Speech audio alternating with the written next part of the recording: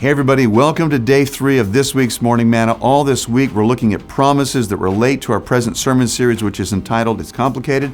And our focus is on the message for this week entitled Managing Transitions, Managing New Seasons in Your Life. More particularly, we're covering 6 transition promises. So yesterday, we looked at a promise that God gave directly to Joshua as Joshua was leading the people of Israel out of Egypt into the Promised Land.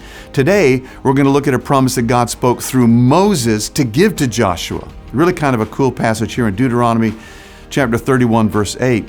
The Lord himself goes before you. Now remember, this is Moses talking to Joshua. The Lord himself goes before you and will be with you. How did Moses know that? Because for the last 40 years, God's been guiding him and leading him from one season and one place to another.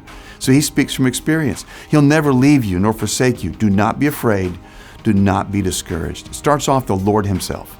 Not just God's going to endue you with power, but God himself. This is God's person. The Lord himself is going to take you through this next phase. He's going to take you into this next transition, into this next season. In fact, it says here that he goes before you. The Lord himself goes before you. You don't have to figure the new place out.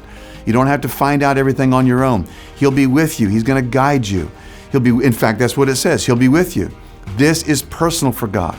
He's not delegating you to somebody else. He himself will be with you. So he'll never leave you. No matter how you feel, no matter what the devil tells you, no matter what's going on in life, no matter how confused or lost you feel from time to time, you're not alone. You're never alone.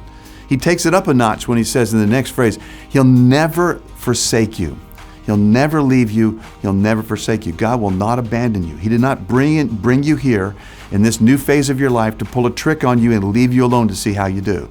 No, he'll never abandon you. No matter how much you struggle coming into the new season, and you don't have to be afraid because God himself has your back.